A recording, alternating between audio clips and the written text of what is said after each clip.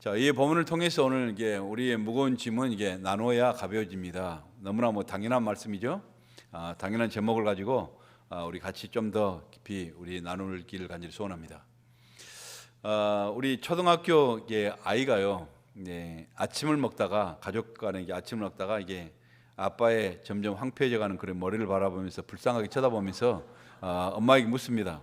엄마, 왜 아빠는 이게 머리카락이 점점 이게 작아지고 조금밖에 없어? 그러니까 엄마가 대답하죠. 그것은 아빠가 생각을 참 많이 해서 그런 거야. 너도 이게 생각을 깊이 하다 보면 아빠처럼 스마트하고 이렇게 지혜로운 사람이 될 거야. 그러자 아이가 엄마의 머리를 한심스럽게 쳐다보더니 묻습니다. 그런데 엄마는 왜 머리카락이 그렇게 많아? 어릴 때부터 생각 없이 살았던 건 엄마와 나하고 똑같네? 그렇게 얘기하는 것입니다. 생각을 너무 많이 하면은 삶의 이 무거운 짐에 눌려서 머리가 빠질 지경이고 또 생각 없이 살면은 머리는 많은데 너무나 머리통 안이 가벼워서 바보가 되는 그런 인생살이입니다. 사람들마다 얼마나 많은 여러 가지 많은 인생의 무거운 짐들을 지고 하루하루를 살아가고 있습니까? 모두가 말할 수는 없지만은 그러나 끙끙거리면서 자기에게 지어진 그런 짐들이 무겁다고 탄식하며 그렇게 살아갑니다. 학생들은요, 너희들이 무슨 걱정이 있겠느냐? 이게 부모가 이게 다 옷 대주고 밥 대주고 뭐 다 해서 공부만 하면 되지. 근데 공부란 게 얼마나 어렵습니까? 그들은요, 학업이란 무거운 짐에 시달리고 그리고 불투명한 여러 가지 미래에 대한 불안감이 시달리면서 죽을 맛이에요. 그들 자신도. 많은 여러 가지 무거운 짐들이 있다는 것입니다. 아빠는 어떻습니까? 아빠는 직장에서 또 사업장에서 가정을 위해서 자녀들을 위해서 허리가 휘도록 일하면서 염려와 근심이 가득하잖아요. 엄마는 어떻습니까? 엄마는 하루 종일 표도 안 난 집안일, 죽어라 종종 뛰는데 왜 표도 나지 않잖아요. 그리고 아이들 뒷바라지라고 몸이 늘어지지만은 자녀들과 남편은요, 너무나 당연하게 생각하고 이게 집에 들어와서 당신은 하루 종일 집안에서 뭐하고 놀았어? 이렇게 물어봤을 때 속이 확 상하는 것입니다. 뭐하고 놀았어? 모두가 입만 열면은요, 누구의 짐이 더 무거운가 쉴 새 없이 같이 서로 나누면서 주고받는 것이 우리의 대화, 일상의 대화입니다. 여러분, 과거에는요, 우리가 사회에서 성공하기 위해서는 뭐가 중요했는가? IQ가 그렇게 중요하다. Intelligence Quotient. 여러분, 이게 지능 지수가 높아야 이 사람은 성공할 수 있다. 그래서 이게 학교에 가서 공부를 잘하고 그리고 머리 좋은 사람이 성공한다고 그렇게 이처럼 얼마나 노력을 했습니까? 지금도 역시 그건 변함이 없이 그냥 아이들 잘잘 먹잖아요. 아무튼 학교에서 성적이 조금 더 높아가고 머리가 좀 좋은 거, 이게 대단히 이게 정말 인생의 성공처럼 하지만은 사실은 살아보니까 그렇지 않잖아요. 살아보니까 성공한 사람 대부분은요, IQ가 높은 사람들이 아니에요. 여러분, 오히려 IQ보다는요, 정직하며 겸손한 성품인 바로 EQ, Emotional Quotient, 바로 감성지수가 훨씬 더 중요하다는 것을 우리가 살아보니까 느끼는 것입니다. 그래서 EQ, 감성지수의 IQ보다도 EQ에 대해서 이 인간이 잘 돼야 된다, 인간이 잘 돼야 된다, 이게 좀 발라야 된다, 여기에 대해서 얼마나 또 강조하고 중요성을 이게 얘기했습니까? 근데 요즘은요, 감성지수도 중요하지만은 사람들 간에 이런 대인관계, 네트워크를 잘하는 바로 SQ, Social Quotient, 바로 SQ가 높아야 성공한 세대인 것을 우리는 부인할 수 없습니다. 과거에 우리 시대만 해도 이제 전혀 달라, IQ만 계속 얘기했지만요, 지금은요, SQ가 없으면요, 이 사람 절대로 성공할 수가 없다는 것입니다. 통계적으로요, 640명의 회사 CEO들을 모아서요, 그들을 조사해 보니까 88%가 IQ가 높은 사람들이 아니라 사람들과의 관계를 잘하고 유머가 있는 EQ와 SQ가 강한 사람들이었다는 것입니다. 그래서 사람들은요, 이제 직장을 잡기 위해서는요, 그냥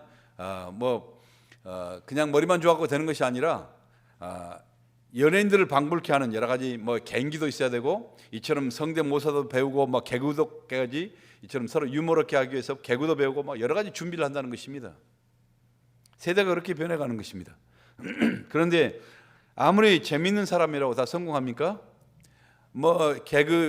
이처럼 유머가 개그맨처럼 그렇게 잘한다고 해서 그 사람이 다 성공해요?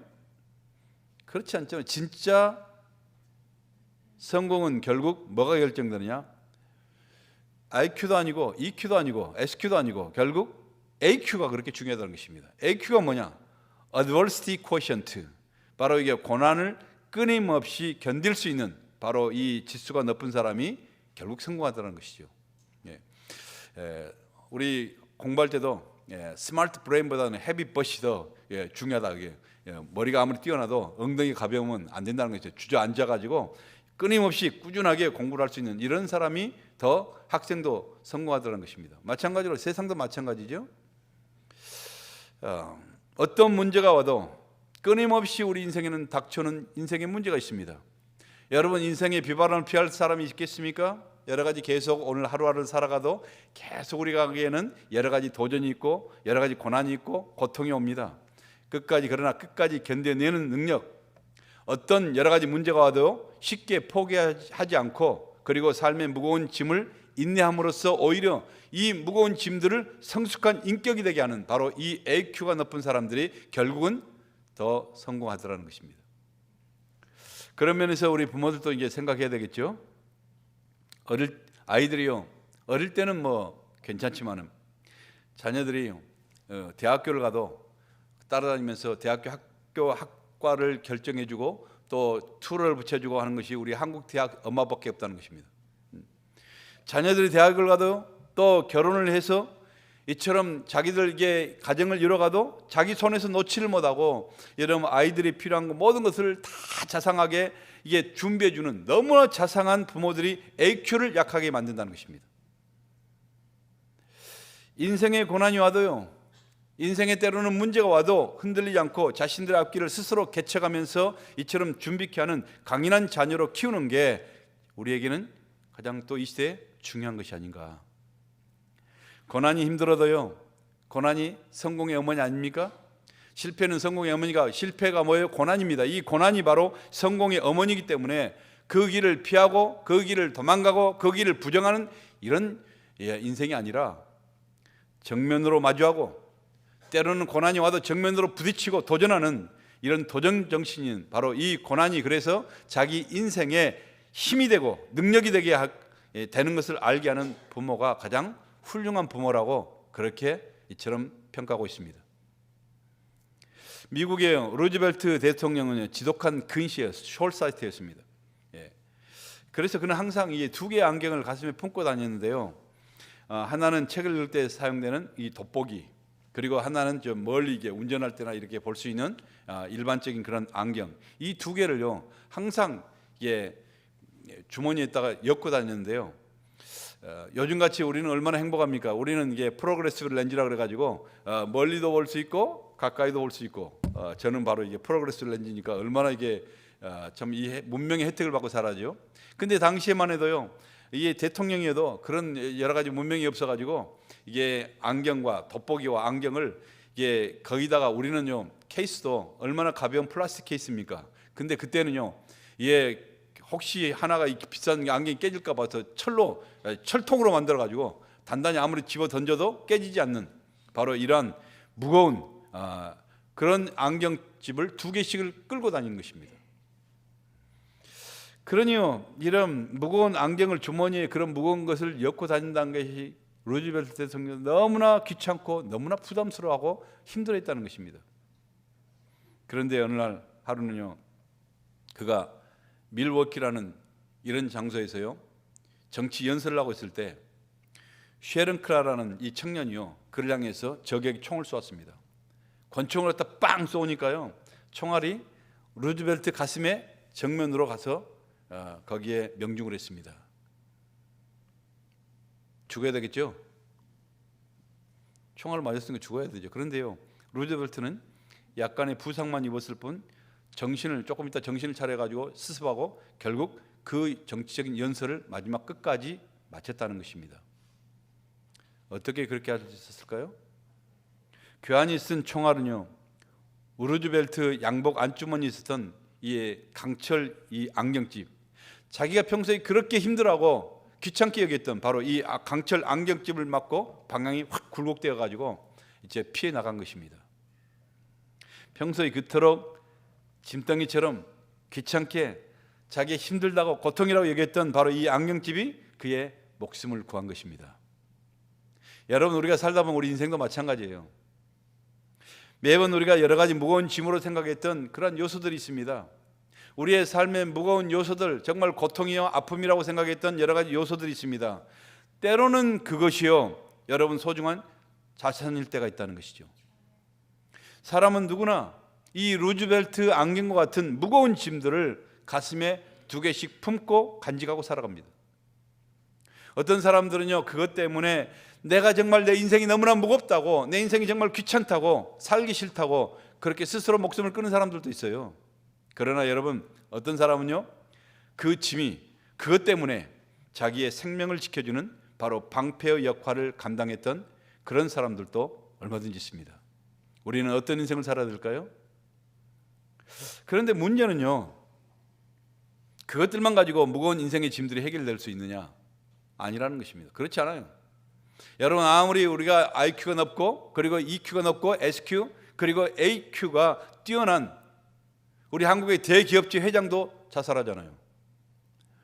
뭐 떨어져 죽잖아요. 여기에 신문에 나잖아요.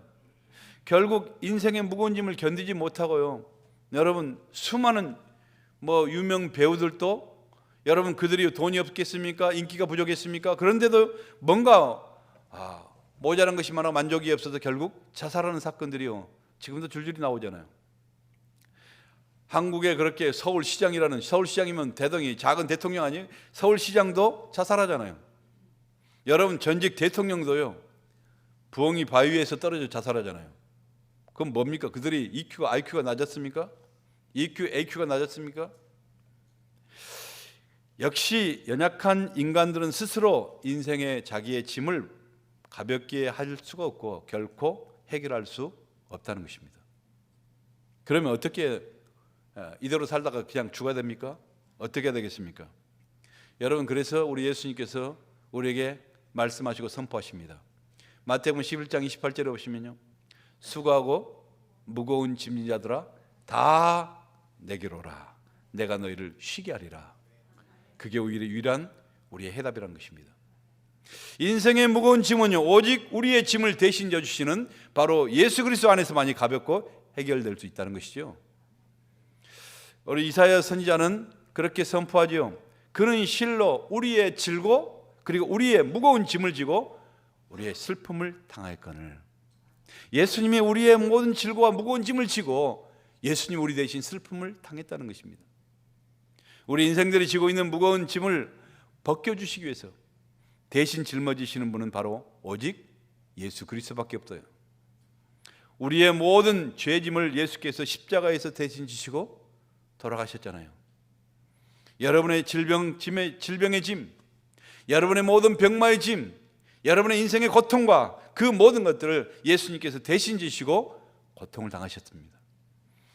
저와 여러분의 슬픔의 짐, 우리 가슴 속에 깊이 스며 있는 이런 아픔과 외로움과 슬픔의 짐을 예수님이 대신 지시고 그 슬픔을 당하셨다는 것입니다. 저와 여러분에게서 우리가 가지고 있는 여러 가지 괴로움과 무거운 짐을 예수님께서 대신 지시고 그 모든 걸 소멸하시고 다 죽어주셨습니다. 여러분 믿으십니까? 내가 짊어질 수 없는 무거운 죄악의 짐, 인생의 짐, 이 모든 짐들을 대신 져주시는 주님이 계심을 우리가 깨닫고 우리가 그것을 믿게 됐을 때 저와 여러분에게 놀라운 그때부터 능력이 나타나기 시작하는 것입니다. 여러분의 인생의 짐들이 가벼워지기 시작하고요, 이 문제들이 해결되기 시작하는 것입니다. 이 진실을 알고 여러분이 믿게 되면요, 인생의 무거운 짐들이 더 이상 무거운 짐이 될 수 없어요. 그러나 여러분이 아무리 많은 이 사실을 여러분이 깨닫고 객관적으로 알고 그리고 이것을 여러분 내가 믿는다고 여러분 지적인 동의를 하고 그렇게 하지만요, 여러분 정말 여러분의 삶 가운데서 그걸 진정으로 믿고 그리스도가 여러분의 심령 가운데 들어오지 않으면요 결코 변한 것은 아무것도 없어요. 그러나 여러분, 우리는 인생의 죄짐을요 정말 주님을 믿고 그 주님이 나의 모든 죄악 짐과 무거운 짐과 여러 모든 것들을 대신 지시는 분이 바로 예수님이시다, 이것을 믿고 실제로 삶 가운데서 그렇게 살아가면요 여러분의 삶의 안식과 평강으로 충만해지는 이런 놀라운 기적의 역사가 일어나기 시작하는 것입니다. 이제 우리의 무거운 죄악의 짐을 대신 짊어주시는, 대신 담당해 주신 예수님께서는요, 자신의 몸인 교회를 향해서 뭐라고 말씀하시는가? 오늘 그 지체인 성도들에게 오늘 또 뭐라고 말씀하시는가? 여러분 들어보시길 바랍니다. 우리 본문의 2절 말씀 우리 함께 같이, 예수님께서 우리의 죄악의 모든 짐을 다 해결해 주시고 담당해 주신 주님께서 오늘 우리에게 이제는 뭐라고 말씀하시는가? 자, 2절 시작. 너희가 짐을 서로 지라 그리하여 그리스도의 법을 성취하라. 할렐루야. 여러분, 우리가 아무리 많은 여러분이 신앙생활을 오래하고 50년 100년을 했다 할지라도요, 여러분이 많은 지식과 성경을 달달달 외우면서 모든 이론과 사상과 하늘의 모든 것을 다 율법을 다 깨닫고 다 할지라도 여러분이 실제로 삶 가운데 그리스도의 삶을 살아가지 않으면요, 아무 소용이 없다는 것입니다. 변화된 것은 아무것도 없어요. 내가 이론이 밥 먹여준 거 아니에요. 이론이 여러분 우리의 인생을 달라게 만드는 것이 아니라는 것입니다. 이론 필요하죠. 그래서 여러분 열심히 우리가 또 정말 이론에 대해서 우리 또 새생명 삶에서 열심히 지금 하고 오늘 마지막 수업이 된 것입니다. 그게 다 필요 없어요? 아니에요. 그러나 그 자체로는요, 아무 능력이 없다는 것입니다. 이 모든 이론과 내가 어렸을 때부터 배웠던 모든 이렇게 사상과 철학과 또 여러 가지 모든 복음과 율법과 이런 모든 것을 통해서 내가 예수 그리스도의 삶을 살지 못하면요, 아무 능력이 없다. 그래서 예수 그리스도를 사는 그 법을 성취한다는 것은 그리스도의 삶을 살아갈 수 있다는 것입니다. 내가 그렇게 살 때 어떤 것이 그 삶의 모습이냐? 너희가 짐을 서로 지라는 것입니다. 그럴 때 그리스도의 삶을 살게 된다는 것입니다.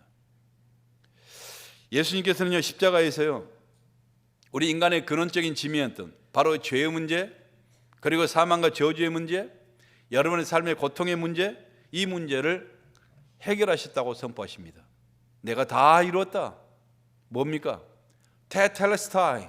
내가 모든 너희들의 인생의 모든 문제 이미 다 해결해 놓았다는 것입니다. 이 모든 걸 누린 것은 이제는 너의 몫이라는 것이죠. 성도가 여러분, 그러면서 성도가 그리고 우리 온 교회가 매일같이 당하는 크고 작은 여러 가지 우리 삶의 여러 가지 모든 문제 어떻게 해결할 수 있어요? 서로 나누고 도와줄 때 이 모든 것들도 해결될 수 있다고 주님이 선포하고 있는 것입니다. 그렇기 때문에 믿음이 무엇입니까? 믿음이라는 것은요, 남의 짐을 함께 져주는 것입니다. 내 짐을 지는 것도 이처럼 무겁고 인생이 살기가 힘든데 무슨 남의 짐까지 이렇게 지는 것이 어떻게 더 가벼워지는가? 이게 말도 되지 않는다. 그러나 여러분, 남의 짐을 져주는 어리석은 사람은요, 하나님이 그런 사람을 사랑하기 때문에 믿음의 기적을 베풀어 주신다는 말이죠. 여러분, 신앙은 패러독스입니다. 신앙은 바로 역설입니다. 너희가 정말 넣고자 하느냐? 존경받기를 원하느냐? 그러면 떨어져라, 낮아져라는 것입니다. 세상 법과는 거꾸로요, 반대입니다. 그렇죠? 어느 날 예수님께서요, 어떤 집에 들어가서 설교를 하고 계셨습니다. 근데요, 갑자기 지붕 위에서 막 시끄럽게 요란법적 하더니요, 구멍이 뻥 뚫린 거예요. 지금 이렇게 제가 설교하고 있는데 갑자기 구멍이 뻥 뚫리고 거기에서 내 친구들이요, 자기 중풍병으로 이게 움직이지 못하는 친구를 침상으로 달아가서 침상차 이거 앞으로 지금 내려오고 있는 것입니다. 얼마나 놀랄 일입니까 이게. 그때 예수님이 설교한 데는 이렇게 여기도 큰 거예요. 여기는 집안이잖아요. 여기 좁은 집. 거기에서 이렇게 막 지붕이 뚫리고 하면요, 얼마나 이게 쉽지 않았겠습니까? 내가 설교를 하고 있는데 막 뒤에서 위에서 망치 소리가 나고 뭔가 쿵쿵거리고 하면서 막 이렇게 하면요, 설교가 제대로 되겠습니까? 우리가 제가 이게 집안에 가서 이게 신방을 가면요, 거기에 막 아이들이 좋아가지고 흥분하면서 막 얘기를 하잖아요. 막 시끄럽게 하면 내가 그 설교를 하려면 그 아이들보다 목소리가 더 커야 돼 이게. 아무튼 이게 기싸움을 하는 거 애들하고 이게. 자기 부모는 모르지만 사랑스러워서 모르지만 나는 기싸움을 해야 돼요. 저것들보다 내 목소리가 더 커야지. 그래야 들리겠지 막 이게. 얼마나 힘든지 몰라. 근데 위에서 뭐 설교를 하고 있는데 위에서 쿵쿵 하면은 얼마나 이게 짜증나고 얼마나 설교에 힘들겠습니까? 그러다가 갑자기 또 천장이 뻥 뚫리네. 그런데 밑에 있는 천장이 뻥 뚫리면 깨끗하게 뚫리겠습니까? 거기에 쏟아지는 먼지와 모든 것들이 예수님께서 설교하다 다 뒤집어 쓰는 거예요. 그러면 우리 같으면 뭐예요? 네가 감히 하나님의 말씀인 이 설교를 방해, 사탄아 물러가라, 뭐 이렇게 했어요? 사랑의 예수님은요, 그들을 결코 꾸중하지 않았어요. 왜요? 이미 그들이 지금 오기 전부터 그들이 어떤 상황인가를 벌써 그들의 마음과 중심과 뼛속까지 알고 계신 주님이에요.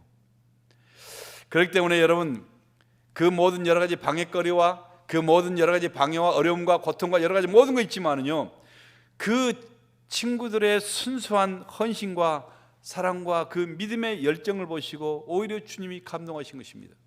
그러면서 여러분, 하나님이 감동하신 거죠. 예수님이 감동하신 거죠. 예수님이 감동하시면 끝나는 거 아니겠습니까? 여러분, 우리가 기도할 때도 언제까지 기도해요? 예수님이 감동하실 때까지만 기도하십시오. 주님이 감동하시고 여러분이 선행을 뭔가 옆에 다른 사람들에게 도와줘 언제까지요? 주님이 감동하시게만 하십시오. 그러면요, 끝나는 것입니다. 여러분, 그래서 우리 주님이 감동하시며 선포하죠. 작은 자의 소자야, 내 죄 사함을 받았느니라. 내가 내게 이르노니 일어나 내 상을 들고 집으로 가라.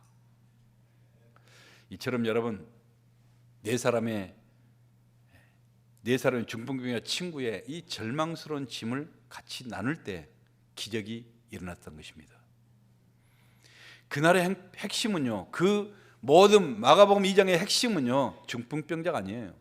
기적으로 능력받고 일어났던 중풍병자가 아니라 병든 친구의 짐을 대신 져주었던 이 네 사람의 믿음 있는 바로 친구들이 그 모든 스토리의 핵심인 것입니다. 오늘 2000년이 지났지만은 지금도 우리는 그 이름 없는 내 친구들을 생각하면서 감동하고 있지 않습니까? 미국의 유명한 정치가 학자인 다니엘 웹스터라는 사람, 국무장관이 있었습니다. 이 사람이 저명한 인사들과 20명과 함께 같이 식사를 하고 있는데요, 식사를 마치면서 서로에게 여러 가지 이 얘기에 대해서 담소를 나누는데, 이 웹스터만은 가만히 고개를 숙이고 침묵하고 있는 것입니다. 그래서 사람들이 궁금해서 물었습니다. 우리가 여러 가지 정치적으로 앞으로 미래를 꿈꾸면서 이런 여러 가지 얘기를 하는데 왜 당신만큼은 이게 아무 소리를 하지 않고 있습니까? 웹스터 씨, 당신이 일생에 있어서 당신이 가장 중요하다고 생각하는 것이 무엇입니까? 당신의 철학이 무엇입니까? 당신의 사상이 무엇입니까? 이걸 묻는 것이죠. 모두가 다 이게 주목한 가운데 웹스터라는 이 국무장관이 한참을 있다가 입을 여는 것입니다. 조금 있으면 이 다음에 내가 하나님 나라에 가면요, 지금 내가 하고 있는 모든 그런 일들, 내가 나라를 위해서 하고 있다는 모든 것들 이 모든 것들이 하나님 앞에 내가 책임을 져야 한다는 사실을 나는 다시 한번 묵상하고 있습니다. 이 생각을 할 때마다 저는요, 참으로 엄숙해집니다. 그렇습니다, 여러분. 우리가 꼭 기억해야 될 것은요, 지금까지 내가 그리스도인으로서 내가 한 모든 말, 여러분이 하는 생각 없이 했던 행동, 또 순종, 장차올 그날에 모두가 다 유리바다처럼 드러나게 될 것입니다. 그때 여러분, 내가 책임을 질 수 있는가? 이 시간 성령께서 눈을 열어서, 정말 이 자리에서 여러분이 눈을 열어서 성령 하나님께서 내 자신을 보게 하신다면 얼마나 좋겠습니까? 내 자신을 열어서 보게 되면 내가 뭘 깨닫게 되겠습니까? 우리가 누구입니까? 여러분 자신이, 주님께서 우리 눈을 열어서 내 자신을 정확하게 볼 수 있다면요, 여러분 내 자신을 누구라고 믿습니까? 여러분, 저와 여러분은요, 하나님을 처음부터 배반했던 반역자들입니다. 아십니까? 여러분, 우리 앞에는 멸망 외에는 어떤 것도 기대할 수 없는 절망스러운 존재들입니다. 그렇게 내가 내 스스로 뭔가 잘할 것처럼, 내가 정말 섰던 것처럼 그렇게 교만을 떨면서 이렇게 할 수 있는, 내가 이처럼 대단하게 내를 자랑할 수 있는 이런 존재들이 전혀 아니라는 것입니다. 여러분, 이렇게 하나님 앞에 반역죄를 지고 있는 반역자들, 정말 기대할 수 없는 절망스러운 존재들, 바로 이런 존재들을 위해서, 나를 위해서 하나님의 아들 살아계신 예수님께서요, 나를 위해서 대신 죽어주시고 나를 위해서 대신 용서해 주시고 그리고 받아주시고 나를 의롭게 하시고 은혜로 구원받게 하셨음을 알게 될 때 내가 뭘 깨닫게 되겠습니까? 나의 심령이 어떻게 되겠습니까? 이제는 그 주님의 사랑에 한없이 묵상하며 내가 한마디, 내가 하는 행동, 내 자신의 모습을 돌아올 수밖에 없을 것입니다. 그러면서 예수님께서 그랬듯이 나도 누군가의 짐을 대신 지는 것 또한 너무나 당연한 일이며 거절할 수 없는 사명이 아니겠습니까? 여러분, 2023년 이제 이 한 해도요, 꼭 한 달밖에 남지 않는 바로 12월이 됐습니다. 달력 하나만 찢으면은 우리는 새로운 한 해가 됩니다.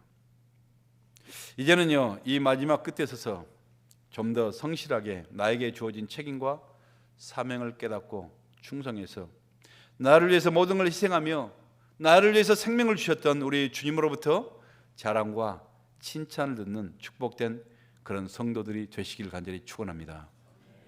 미국 인디애나주 한 초등학교에 뇌종양 걸리는 짐이라는 어린아이가요, 방사선 치료 키모세라피를 하고 방사선 치료를 받다 보니까 머리가 다 빠졌습니다. 다행히 그래도 치료 경과가 좋아서요, 퇴원하게 됐습니다. 그런데 담임 선생님이 아이들에게 말합니다. 얘들아, 내일 짐이 학교에 나오는데 친구를 위해서 많이 위로와 격려가 필요할 것인데 너희들이 어떻게 좀 거기에 대해서 생각해 볼 수 있겠니? 그랬더니 수업이 끝나자 학생들이요, 그 아이들이 다 모여가지고 조용히 토론합니다. 우리가 어떻게 우리 친구 짐을 위로할 것인가. 다음날 짐이 등교해 보니까요, 자기 친구들, 남자친구들 아이들이요, 모두가 다 모자를 쓰고 있습니다. 자기가 똑같이 모자를 쓰고 있는 것입니다. 모자를 벗어보니까요, 모두가 다 빡빡이 머리를 다 짐하고 똑같이 다 머리가 없이 다 밀었습니다. 처음에는 서로를 보고 깔깔 웃으면서 장난도 치고 이렇게 했는데요, 그 짐은요, 친구들이 자기의 마음을 헤아려서 그렇게 서로 자기의 무거운 짐을 나눠주고 이처럼 자기를 위로해주기 하기 위해서 그들이 했던 그런 모습을 보고 너무나 감동해서 눈물을 흘린 것입니다. 그러자 그 모습 보고 선생님도 눈물을 흘립니다. 반의 모든 아이들도 서로를 껴안고 울기 시작합니다. 또 곧이어서 교실은요, 감격의 눈물바다가 되었습니다. 그러면서 그들이 얼마나 많은 힐링과 또 기쁨과 감격을 체험하게 된 것입니다. 여러분, 이 세상에서 가장 신비한 일은요, 마음을 나누는 것입니다. 서로가 마음을 나누지 못하면요, 공허한 마음이 그 심령 가운데 차게 되는 것입니다. 마음을 나누면요, 풍성함이 차게 되는 것입니다. 좋은 것을 나누지 않는 사람은요, 더 좋은 것이 내 곁을 떠나게 되는 것이죠. 좋은 것을 나누면요, 더 좋은 것들이 내 안에 채워지게 된다는 것입니다. 이게 그리스도의 법칙이에요. 그래서 주님 말씀합니다. 서로의 짐을 나누십시오. 여러분, 우리 모두가 서로의 짐을 나누고요, 서로 무거운 마음들을 나눌 수 있는 저와 여러분 될 수 있길 바랍니다. 여기에서 가장 중요한 단어가 무엇입니까? 바로 어떤 것일까요? 서로라는 단어가 그렇게 중요합니다. 성경에는 계속해서 우리에게 출애굽기에도 또 민수기에도 마가복음에도 요한복음에도 여러분 모두가 계속적으로 강조하는 게 뭡니까? 서로 문안하라, 서로 화목하라, 서로 발을 씻기는 것이 옳으니라, 서로 용납하고 서로 피차 용서하라, 서로 돌아봐라. 계속 서로 창세기부터 마지막까지 구구절절히 계속 강조하는 게 서로를 강조하고 있습니다. 서로라는 두 글자를 빼면은요, 기독교의 정신이 없어진다 해도 과언이 아닐 것입니다. 우리 인간들은 어떻게 창조됐습니까? 삼위일체 하나님께서 합력하셔서, 삼위일체 세 분이 합력하여서 만드신 바로 걸작품이 바로 나라는 존재입니다. 여러분이 내가 정말 별 볼이 없는 것 같아도요, 우리 하나님께서 삼위일체 하나님께서 합동으로 연합해서 내 하나 걸작품으로 만들어낸 것이 바로 나입니다. 아멘. 그렇기 때문에 여러분, 우리 인간은요 독불량군으로 그렇게 살지 않고요 삼위일체 하나님의 영을 받았습니다. 우리 하나님의 삼위일체 하나님의 영을 받는 우리는요 우리 스스로가 본질적으로 협력하여 공동체를 이루며 살아갈 때 그때 마음의 행복감을 느끼고 그리고 살도록 그렇게 만드셨다는 것입니다. 나는 내 인생이 예수를 그렇게 믿고 살아가면서도 교회를 그렇게 다녀도 나는 정말 너무 인생이 외롭다, 너무나 살 맛이 없다, 막 자꾸 이렇게 되뇌인 사람들 특징을 보세요. 이 사람들요 대부분 다 외로운 말이 이리 때처럼 무리에 섞이지도 않고 홀로 배회하는 그런 인생들입니다. 그리스도의 영을 우리가 품고 있다면요 본질적으로 달라지게 돼 있다는 것입니다. 결코 그럴 수가 없어요. 우리 한국 사람들처럼요 특히 또 서로라는 개념을 중요하게 생각하는 민족도 결코 없어요. 여러분, 이게 얼마나 우리는 서로라는 이 개념을 중요하게 여기는지, 우리는요 우리라는 단어를 굉장히 많이 써요. 제가 설교를 할 때도 보니까요 우리 소리를 뭐 나도 모르게 막 습관적으로 굉장히 많이 쓴 것 같습니다. 이곳 사람들 대화에서 영어를 쓸 때 가장 많이 쓴 단어가 뭐냐, 통계적으로 보니까 I라는 단어입니다. I. 그래서 그것을 소유격으로 하니까 계속 할 때도 my church, my people, my child, my wife, 전부 다 이게 my, 다 이게 내 거예요. 근데 우리는 뭡니까? 우리는 다 내 뭐 이렇게 표현 않지 않아요. 다 우리로 표현하죠. 우리 교회, 뭐 우리 집, 우리 아이들, 그리고 심지어는 우리 마누라, 우리 남편, 뭐 남편 마누라 공유한 적 없잖아요. 그래도 우리는 우리 마누라, 뭐 우리 남편, 뭐 이렇게 말하잖아요. 여러분, 이 서구의 개인주의 인간들은 도저히 이해할 수 없는 이 공동체의 따뜻함을 가지고 있는 것이 바로 우리 대한민국, 우리의 배달의 민족이라는 것입니다. 우리는 본질적으로 이게 믿음이, 은혜가 충만할 수 있는 이런 그런 민족들이에요. 삼위일체 하나님이요 자신의 형상대로요 완벽한 그런 아담을 만드셨습니다. 그런데도요 아담이 에덴 동산에서 혼자 쓸쓸하게 거닐고 외롭게 일하는 것을 보시니까 하나님 마음이 좀 짠하셨던 것 같아요. 그래서 사람이 독취하는 것이 좋지 못하는구나 하시면서 돕는 베풀인 여자 하와를 만드셨습니다. 그러니까요 아담이 혼자 쓸쓸하게 있다가 하와를 보는 순간 얼마나 그때야 표현할 수 없는 그런 행복감과 그 감격에 기뻐서 어쩔 줄 몰라면서 고백이 뭐예요? 이는 내 뼈 중에 뼈요 살 중에 살이로다. 할렐루야. 여러분이 죽을 때까지 이 고백이 있기를 간절히 축원합니다. 이처럼 여러분 하나님의 창조의 원리는요 우리 인간들이 함께하는 삶 가운데 행복을 느끼게 하셨고요 인간의 원수감도 서로 짐을 짊어질 때 그처럼 원숙해진다는 것입니다. 제가 옛날보다는 상당히 원숙해졌어요 지금. 제가 이게 원래 이 딸 부잣집 아들이라 얼마나 저는 아주 황태자로 이렇게 살아왔는데 언제부터 제가 원숙했는가? 저 집사람이 힘이 없어가지고 아파했으니까 제가 그때 설거지를 시작해가지고 다 집안일을 도와주고 자기는 뭐 림프가 수술을 해서 뭐 2파운드 이상 그 무거운 건 조금 더 들지 못한다고 아예 선포를 해가니까 제가 아마 큰 건 작은 것이고 뭐 쓰레기고 뭐이고 뭐 아마 집에서 얼마나 바쁘게 다 집안일을 도와준 그때부터 제가 상당히 성숙해진 것 같아요. 원숙해진 것 같아요. 제일 크게 웃네 이게. 여러분이 우리가 서로 나누고 도우고 열심히 섬기면요 점점 성숙해져 가는 거예요. 그래서 옛날 보니까 왕이 제일 성숙하지 않아. 우리 한국은요 왕은 다 비리비리 가지고 딱 말아먹을 그런 족속들이었는데 우리 백성들이 워낙 착하니까 이게 나라가 항상 되어왔어 이게. 그래서 계속적으로 섬기고 훈련하고 이런 사람들 점점 성숙해져 가는 것이죠. 사람이 혼자 길 가면요 10km를 못 가서 지겨워서 주저앉는다는 겁니다. 근데요 사랑하는 사람과 함께 가면 하루에 30km도 가볍게 걸어갈 수 있다는 것입니다. 서로 사랑에 빠져있는 청춘 남녀가요 길을 걸으면 어떻겠습니까? 세상 끝이라도 함께 걸어가고 싶은 마음이겠죠. 그렇죠? 저도 여러분 한때는 그런 미친 때가 있었잖아요. 없었어요? 아유, 불쌍한 그런 사람들도 있네. 고통의 짐도요 여러분 서로 나누면 가벼워지고요 여러분 슬픔과 아픔도 나눠지면 스테로이드 주사 맞은 것처럼 진통이 반감되는 것입니다. 제가 이게 발이 하도 아파가지고 계속 의사 찾아가도 별로 인프로가 안 되니까요. 스페셜리스트에 보내가지고 스테로이드 주사를 한번 맞히더라고요. 자주 맞으면 안 좋다고 해서 한 번만 딱 맞았는데요. 신기하게 한 조금 지나니까요. 통증이 없어진 건 아닌데 반감이 된 거예요.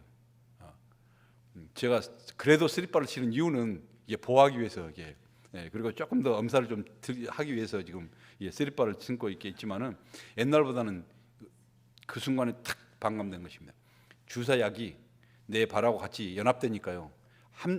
합동이 되니까 그 즉시 반감이 된 것처럼 여러분 우리 인생도 마찬가지입니다. 성도 신자는 마찬가지랍니다. 교회가 무엇입니까? 교회는요 사랑으로 서로의 짐을 나눠주는 바로 사랑의 터전이요 기적의 현장이라는 사실을 믿으시길 바랍니다. 그렇기 때문에 여러분 우리가 신앙생활을 그동안에 오랫동안 했으면요 이제는 더 이상 교회가 나를 위해서 뭘 해줄 건가 이런 것을 묻지 말고 아브라함 링컨처럼 여러분 내가 교회를 위해서 내가 하나님 나라를 위해서 뭘 섬기고 뭘 할 것인가 여기에 대해서 여러분 고민하면서 움직일 수 있는 여러분 되시길 바랍니다. 이 삭막한 이국 땅에서요 누가 남의 아이가 아프다고 함께 울면서 기도해 주겠습니까? 여러분 잠 못 이룬 내 고민을 누가 들어주고 밤새 같이 격려해 주고 위로해 줄 수가 있겠습니까? 교회밖에 없어요. 아파 있는 형제와 자매를 위해서 누가 그토록 간절하게 치유를 원하면서 이처럼 금요 집회에 나오면요 나와서 울부짖으면서 같이 기도해 주겠습니까? 주님을 떠난 영혼들을 위해서 누가 그토록 안타깝게 기도하겠습니까? 이 땅에서 유일한 그런 집단이 바로 교회밖에 없다는 것입니다. 주님이 맡기신 영혼들을 위해서 안타깝게 그렇게 기도하면서 목사님 이분들이 이런저런 여러 가지 어려움이 있으니까 꼭 기도해 주세요 하면서 이처럼 그 주일이면요 얼마나 예배 끝나면 바빠요. 그 바쁜 가운데 시간을 막 틈을 내 가지고요 목양 그 사람들을 목양실로 막 끌어들여 가지고 거기에서 간절하게 함께 같이 기도해 주고 하는 그런 교회 지도자들 그 목자들을 볼 때요 저는 기도를 하면서 간절하게 하면서도 그 감동이 되어서 눈시울이 적실 때가 한두 번이 아닙니다. 정말 저런 분들이 정말 진짜 신자인데 저분들이 정말 이처럼 신앙생활을 제대로 한 것인데 나는 저분 때문에 지금까지 그렇게 열정을 내고 그렇게 모든 진액이 소멸된다 할지라도 나는 가치가 있구나 느껴지는 것입니다.